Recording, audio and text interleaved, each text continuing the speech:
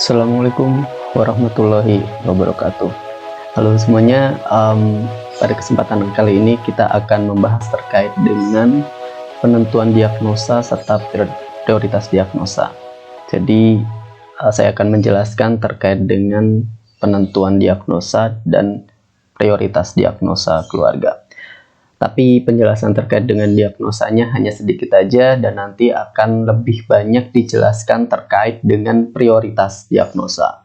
Kalian sudah mengetahui terkait dengan diagnosa di dalam keperawatan keluarga, yaitu ada diagnosa keperawatan individu dan juga ada diagnosa keperawatan keluarga.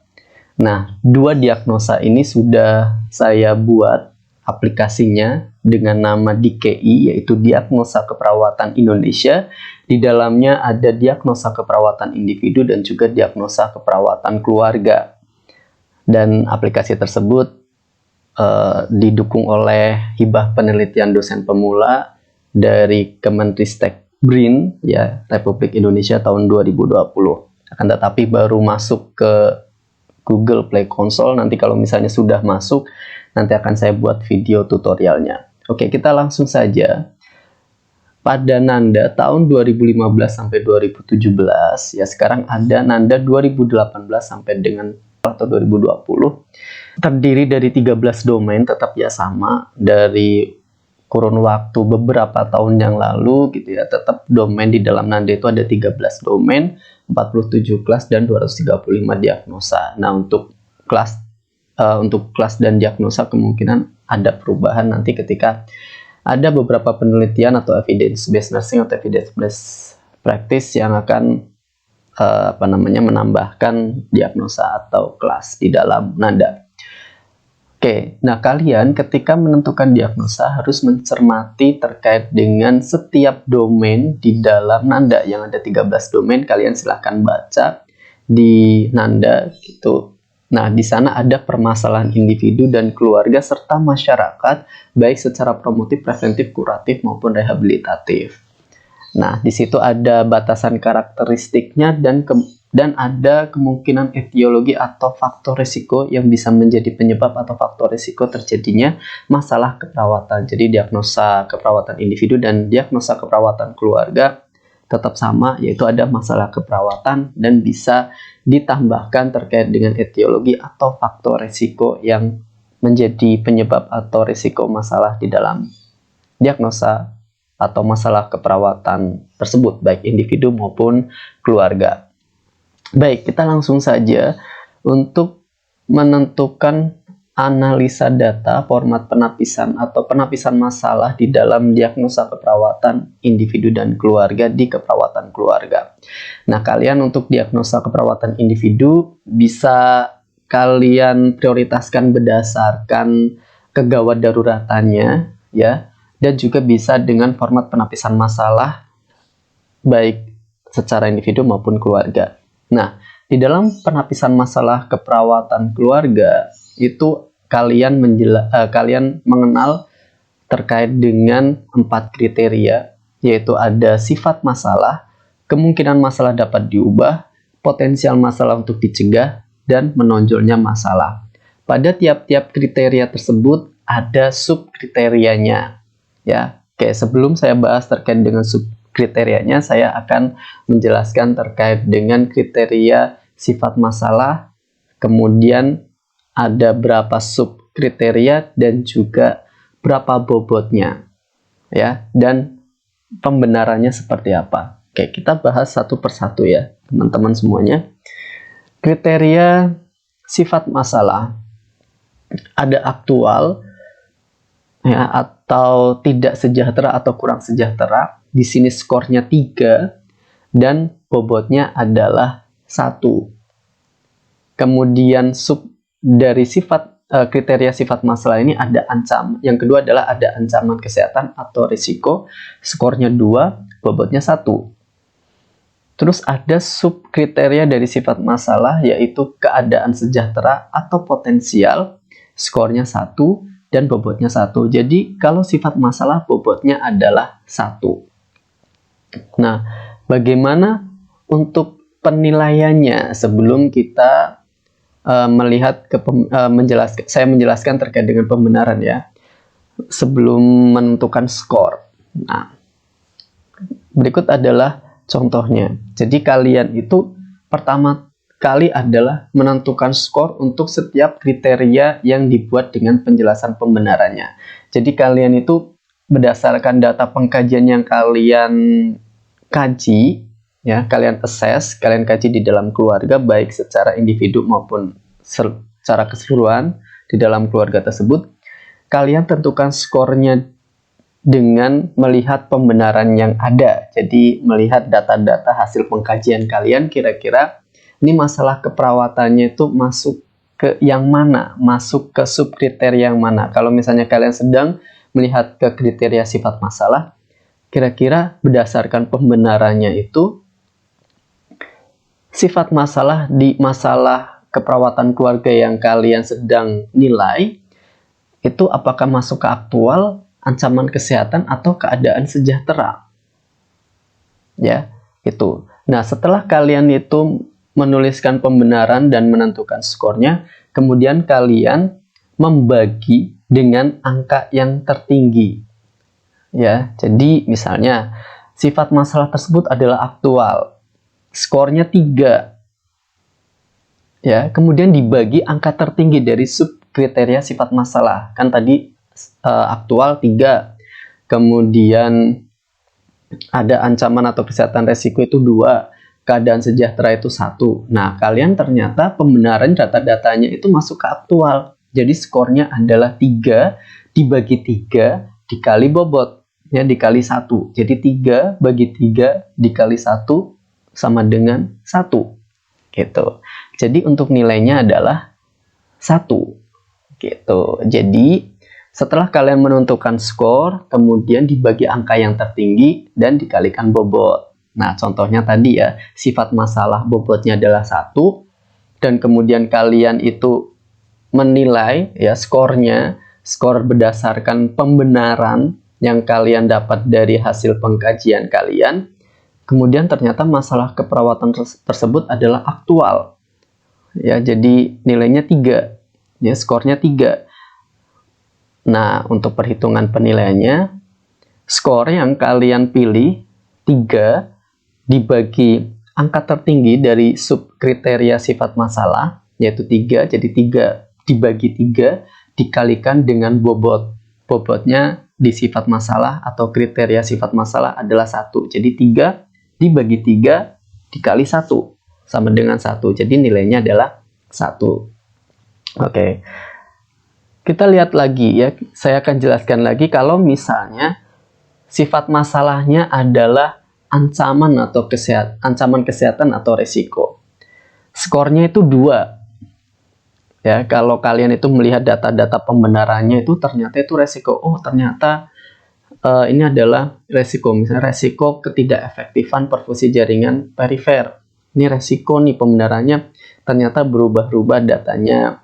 Terus ini mau mendekati ambang batas normal, atau ada tanda-tanda resiko untuk terjadinya masalah ketidakefektifan perfusi jaringan perifer, misal. Nah, kriterianya ternyata kalian memilih ancaman kesehatan atau resiko. Jadi skornya 2 dibagi angka tertingginya adalah 3, jadi 2 dibagi 3 dikali bobot. Bobotnya untuk sifat masalah adalah 1, jadi 2/3 dikali 1. Nah, nilainya adalah 2/3.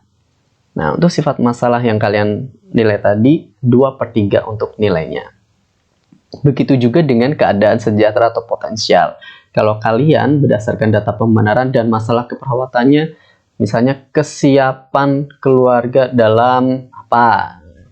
Itu berarti keadaan sejahtera atau potensial berdasarkan pembenaran-pembenaran dari hasil pengkajian kalian. Nanti kita akan bahas terkait dengan pembenaran di dalam sifat masalah atau kriteria sifat masalah itu. Pembenarannya harus ada apa aja.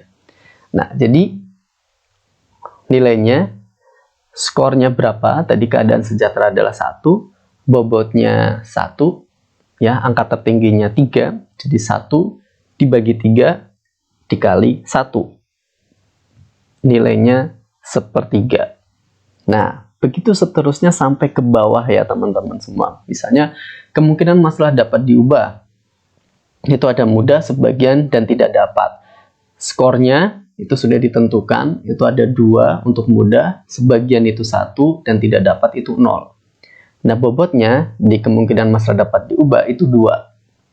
Ya, jadi kalau misalnya berdasarkan data-data pembenaran kalian, skornya yang kalian dapat peroleh berdasarkan data-data pembenaran tersebut ternyata kemungkinan masalah dapat diubah adalah mudah. Jadi skornya 2 dibagi angka tertinggi 2 dikalikan bobot, yaitu 2 bobotnya untuk kemungkinan masalah dapat diubah. Jadi 2 dibagi 2 dikali 2. Jadi nilainya adalah 2. Gitu. Terus begitu juga dengan yang sebagian. Ya, skornya misalnya berdasarkan data-data hasil pengkajian, skornya adalah 1.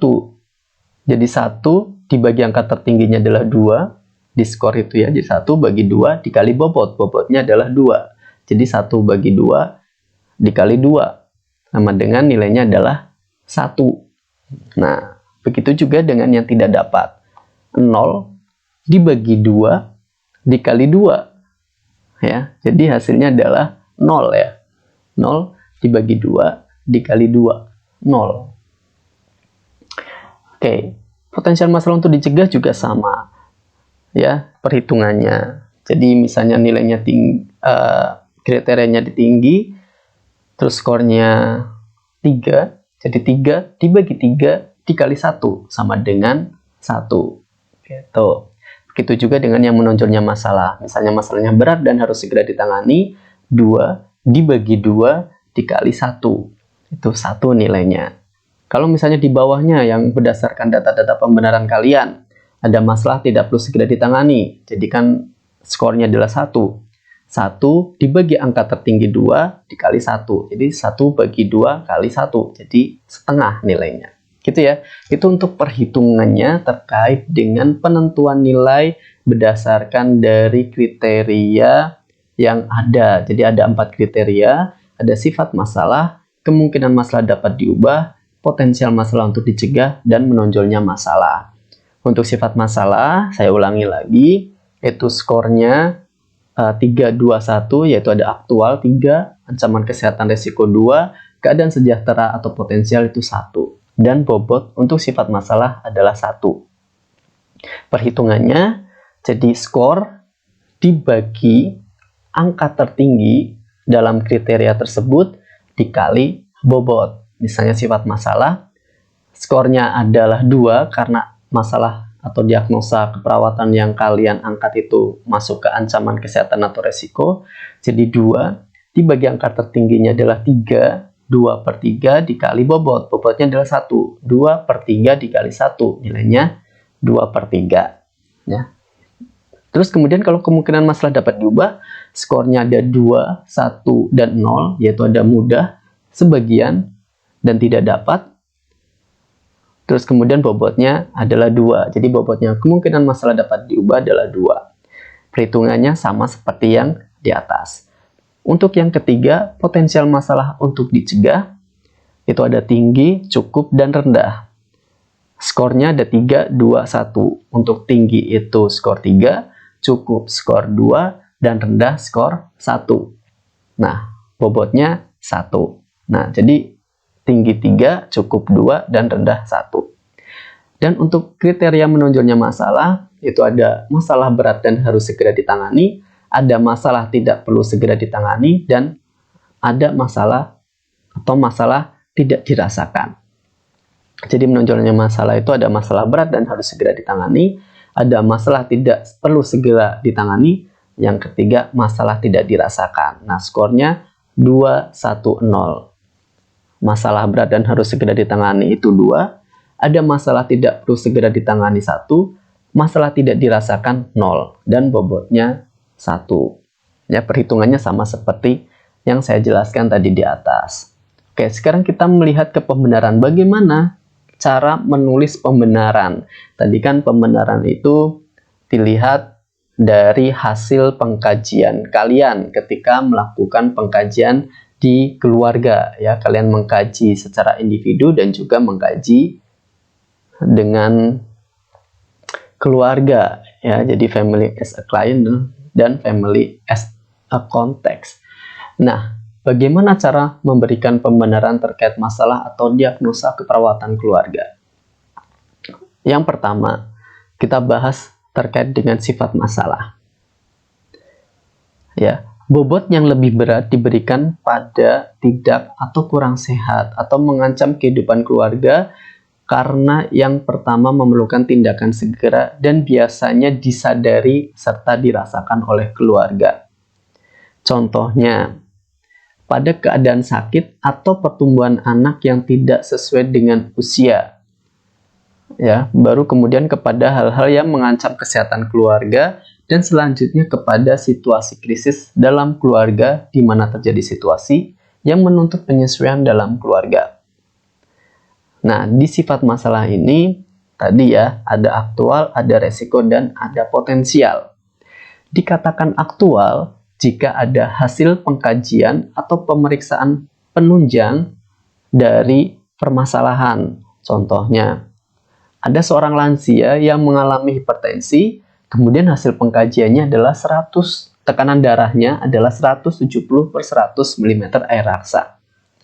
Kemudian lansia tersebut mengalami nyeri ya, didukung dengan data-data pengkajian PQRST-nya, pengkajian nyerinya ya, ada PQRST-nya. Ya, misalnya P ya, penyebab nyerinya ternyata karena atau paliatif provokatifnya adalah hipertensi ya. Terus atau penyakit kardiovaskuler, misalnya kualitasnya ya itu seperti ditusuk-tusuk. Terus lokasi nyerinya misalnya di leher atau di tengkuk. Terus skala nyerinya ternyata skala sedang, yaitu 4. Terus waktunya kapan muncul? Ternyata tidak menentu. Ya. Nah, itu kalian masukkan data-data pengkajian PQRST-nya di pembenaran. Terus kemudian untuk pembenaran terkait dengan masalah yang bersifat risiko atau ancaman. Ya.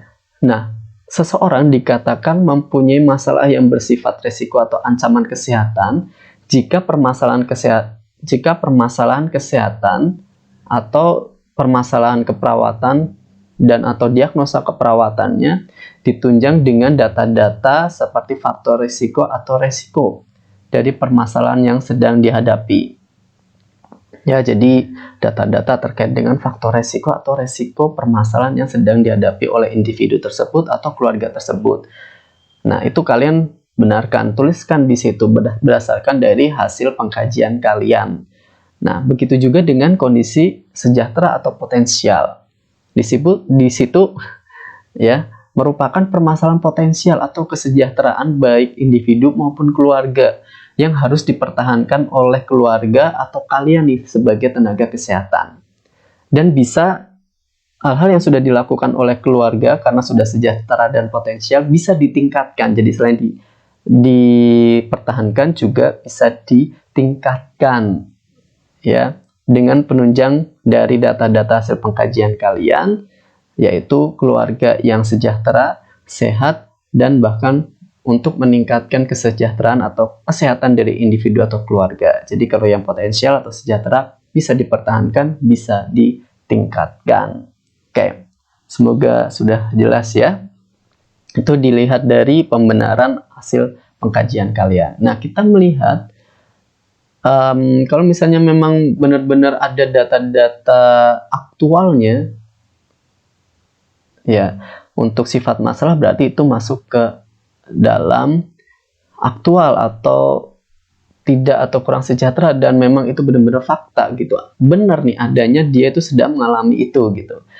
Ya, misalnya tadi ya udah hipertensi, ada nyeri, PQRST dan lain sebagainya. Atau misalnya ada gangguan peran gitu ya. Jadi ada permasalahan peran yang terjadi di dalam keluarga tersebut. Oh, ternyata perannya sudah berubah. Karena ada perceraian atau pisah ranjang, akhirnya peran seorang ayah dan ibu tidak sesuai. Misalnya gangguan peran dan lain sebagainya, itu juga masuk ke dalam aktual. Ya, oke. Sekarang kita lanjut ke kemungkinan masalah dapat diubah.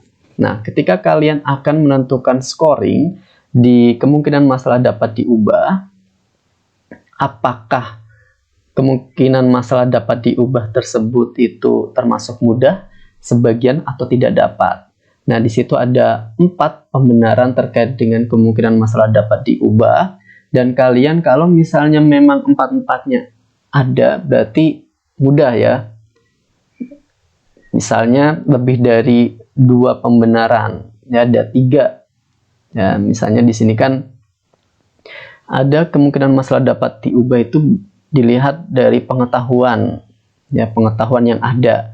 Kemudian yang kedua adalah sumber daya keluarga, yang ketiga sumber daya perawat dan sumber daya masyarakat.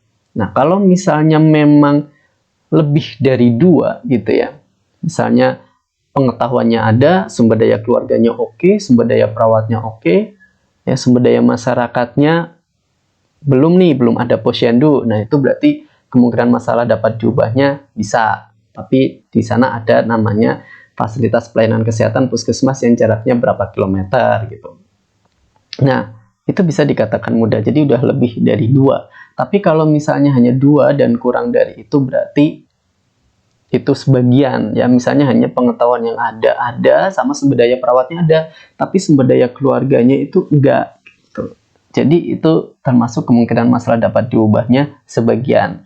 Nah, kalau misalnya tidak ada komponen-komponen yang ada di kemungkinan masalah dapat diubah gitu ya, baik pengetahuannya nggak ada, sumber daya keluarganya nggak ada, sumber daya perawatnya nggak ada, sumber daya masyarakatnya nggak ada gitu ya, itu masuk ke tidak dapat diubah. Ya, tuh. Oke, jadi di situ misalnya contohnya kemungkinan masalah dapat diubah melihat dari pengetahuan. Jadi di pengetahuan kalian itu di pembenaran kalian harus melihat ya fenomena terkait dengan pengetahuan yang ada sekarang ini, ya bisa dari ditinjau pengetahuan yang ada pada keluarga, pengetahuan berdasarkan teknologi dan tindakan untuk menangani atau mengatasi masalah yang ada pada keluarga tersebut, baik masalah individu maupun keluarga. Gitu. Nah, di sini dikaitkan dengan data penunjang apakah sumber pengetahuan dan informasi yang didapat oleh keluarga itu mudah untuk dipelajari dan didapatkan, serta tindakannya itu bertujuan untuk menyelesaikan suatu permasalahan sehingga bisa dilakukan atau diperoleh tuh informasi-informasi tersebut untuk menyelesaikan masalah yang ada di keluarga, baik masalah individu maupun masalah keluarga. Dan yang kedua, terkait dengan sumber daya keluarga. Nah, di sumber daya keluarga ini, ya kalian itu bisa melihat untuk sumber daya keluarga apakah dalam bentuk fisik, misalnya ada sarana dan prasarana, apakah keuangan keluarga juga ada, terus kemudian ada tenaga, ya, apakah tersedia di dalam keluarga. Tenaga di sini adalah anggota keluarga atau caregiver di dalam keluarga. Apakah mereka itu memberikan support, dukungan kepada anggota keluarga yang sakit atau keluarga yang sedang mempunyai permasalahan. Terus kemudian yang ketiga adalah sumber daya perawat. Nah, sumber daya perawat di sini dicek ya, kalian sebagai perawat itu self awareness-nya, kesadaran dirinya itu kalian itu pengetahuannya itu ada atau tidak. Kalian bisa nggak untuk mengatasi masalah tersebut? Keterampilan kalian ada nggak? Terus kemudian waktu kalian itu tersedia atau enggak? Ya, jadi kalian mampu atau tidak. Oke. Terkait dengan sumber daya masyarakat. Nah, sumber daya masyarakat itu ada, kalian bisa melihat terkait dengan bentuk fasilitas organisasi dalam masyarakat seperti adakah posyandu, polindes, atau ada klinik pribadi di dalam masyarakat tersebut, dan juga adakah sokongan masyarakat ya tersedia atau tidak. Kemudian kalau misalnya ada, apakah bisa menunjang untuk menyelesaikan masalah di dalam keluarga atau tidak. Nah, kalian ketika menentukan terkait dengan kemungkinan masalah dapat diubah, kalian melihat 4 hal tersebut. Kalau misalnya yang tersedia atau yang bisa dilakukan untuk menyelesaikan masalah tersebut itu 2, ya misalnya pengetahuan sama sumber daya keluarga, berarti kemungkinan masalah dapat diubah adalah sebagian, skornya berarti berapa. Kalau misalnya kemungkinan masalah dapat diubah itu hanya 2, berarti masuk ke sebagian, skornya adalah 1. Nah, kalau misalnya ada dilihat dari pengetahuannya oke, gampang untuk diselesaikan masalah tersebut, sumber daya keluarganya juga oke, support dukungan di dalam keluarga juga oke untuk menyelesaikan masalah tersebut, baik sarana, keuangan, tenaga. Terus kalian sebagai perawat itu juga terampil, pengetahuannya ada, terus kalian waktunya juga tersedia untuk melakukan itu. Terus juga misalnya hanya 3 itu ya, nah 3 itu berarti kemungkinan masalah dapat diubah adalah mudah. Jadi skornya adalah 2, tinggal nanti dihitung 2 dibagi 2 dikali bobot. Bobotnya di situ tertera adalah 2 ya, 2 dibagi 2 dikali 2. Nah, itu penjelasan terkait dengan kemungkinan masalah dapat diubah. Sekarang kita masuk ke penjelasan terkait dengan pembenaran potensi masalah untuk dicegah. Kalian juga sama, melihat 4 indikator dalam potensial masalah untuk dicegah. Sama halnya kemungkinan masalah untuk dirubah. Nah, potensial masalah untuk dicegah dilihat dari kepelikan atau kesulitan dari masalah yang berhubungan dengan beratnya penyakit atau masalah. Nah, apakah masalah tersebut pelik atau sulit? Enggak nih. Ya. Penyakit tersebut susah atau tidak nih untuk dicegah gitu. Nah, nanti itu menjadi pembenaran kalian. Kemudian lamanya masalah. Lamanya masalah ini berhubungan dengan jangka waktu masalah itu ada atau jangka waktu terjadinya masalah. Misalnya lamanya masalah berhubungan erat dengan beratnya masalah yang menimpa keluarga dan potensi masalah untuk dicegah. Yang ketiga, tindakan yang sedang dijalankan. Misalnya tindakan-tindakan yang tepat dalam memperbaiki atau mencegah masalah dalam rangka meningkatkan status kesehatan keluarga. Dan yang keempat adalah adanya kelompok high risk atau tidak, atau kelompok yang sangat peka untuk menambah potensi untuk mencegah masalah. Jadi ada kelompok resiko tinggi atau kelompok yang sangat peka untuk menambah potensi masalah untuk dicegah gitu. Nah, ketika di permasalahan tersebut ternyata nih potensi masalah untuk dicegahnya itu misalnya sulit nih, masalah tersebut itu susah untuk ditangani, untuk dicegah. Terus kemudian lamanya masalah ternyata ini udah kronis, udah bertahun-tahun nih permasalahannya. Terus tindakan yang sedang dijalankan ternyata tidak tepat nih untuk mencegah masalah atau untuk mengatasi masalah tersebut atau memperbaiki masalah tersebut. Nah, jadi kan itu udah pelik, kemudian masalahnya udah lama sekali, udah kronis, ya, terus kemudian tindakannya ternyata tidak tepat. Nah, kira-kira potensi masalah untuk dicegahnya seperti apa? Ya, jadi potensi masalah untuk dicegahnya itu rendah karena udah pelik, terus masalahnya lama, terus kemudian ternyata untuk tindakannya itu tidak tepat. Jadi harus diberikan edukasi banyak sekali supaya pencegahan tersebut itu bisa teratasi atau bisa diperbaiki, dan ini membutuhkan waktu yang tidak sebentar gitu. Nah, jadi ini berbeda dengan yang kemungkinan masalah dapat diubah. Jadi kalau misalnya pelik, masalahnya pelik, lama, terus kemudian tindakannya juga tidak sesuai dengan yang dilakukan atau tidak tepat, jadi potensi masalah untuk dicegahnya itu rendah. Ya, jadi skornya adalah 1. Bedakan dengan yang di atas. Nah, kalau misalnya hanya 2 nih, ya misalnya kan itu udah lebih dari 2 ya, ada 3 ya potensi masalah untuk dicegah, atau ada 3 tadi indikatornya ternyata rendah gitu ya. Nah, kemudian menurut indikator potensi masalah untuk dicegahnya itu rendah gitu ya, karena lebih dari 2. Nah, kalau misalnya hanya 2, misalnya masalahnya memang pelik nih, tapi lamanya masalah itu baru aja terjadi gitu. Terus kemudian tindakan yang sedang dijalankan itu tepat. Nah, ternyata ada kelompok high risk atau kelompok resiko tinggi di dalam keluarga tersebut, atau tidak ada kelompok yang peka nih di keluarga tersebut untuk mencegah masalah. atau memperbaiki masalah. Nah, jadi kan hanya 2 ya tadi ya, udah kepelikan masalah, terus kemudian adanya kelompok high risk gitu ya. Tapi yang lamanya masalah itu rendah sama tindakannya itu tepat. Nah, berarti di situ kalian untuk scoringnya adalah potensi masalah untuk dicegahnya adalah cukup. Jadi skornya 2. Nah, kalau misalnya ya masalahnya itu tidak pelik, lamanya masalah itu baru aja nih, nggak kronis, nggak lama gitu, terus tindakan yang dijalankan itu tepat, tapi ada kelompok high risk. Nah, ini 3 nih, ada ya tindakannya tepat, lamanya masalah itu baru, terus tidak pelik. Nah, jadi potensi masalah untuk dicegahnya itu tinggi. Ya, jadi skornya adalah 3. Jadi kalau udah lebih dari 3, 3 dan 4 berarti masuk ke potensi masalah untuk dicegahnya itu tinggi. Ya, jadi tidak pelik, kemudian lamanya masalah itu baru, tindakan yang sedang dijalankannya itu tepat gitu ya. Itu masuk ke potensi masalah untuk dicegahnya tinggi. Jadi kalau misalnya semakin pelik, semakin lama tindakannya tidak tepat, ada kelompok high risk, maka potensi masalah untuk dicegahnya itu akan semakin lebih rendah.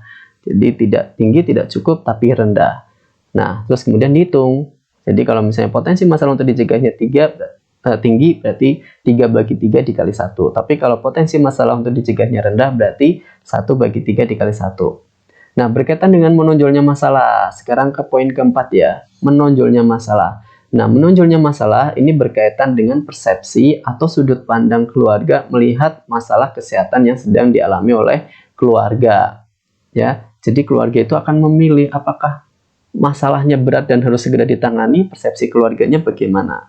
Kalau misalnya ini masalah berat dan harus segera ditangani, berarti 2. Tapi kalau misalnya keluarga itu memiliki perspektif bahwa ini ada masalah, tapi tidak perlu segera ditangani, berarti skornya 1. Nah, ternyata nih kalau misalnya keluarga itu tidak merasakan adanya masalah, jadi masalah tidak dirasakan oleh keluarga, padahal ada masalah sebenarnya, itu skornya adalah 0. Nah, nanti kalian tinggal menghitungnya itu. Jadi pembenaran menonjolnya masalah adalah berdasarkan perspektif dari anggota keluarga atau keluarga yang kalian kelola. Oke, itu saja penjelasan terkait dengan scoring untuk tiap-tiap diagnosa, baik diagnosa keperawatan individu maupun diagnosa keperawatan keluarga ya. Jadi penulisan pembenaran di dalam prioritas atau penentuan prioritas diagnosa keperawatan keluarga ini tujuannya adalah untuk memperkuat, mempertajam, dan memfasilitasi perawat dan keluarga untuk menentukan skor dari sifat masalah, kemungkinan masalah dapat diubah, potensial masalah untuk dicegah, dan menonjolnya masalah.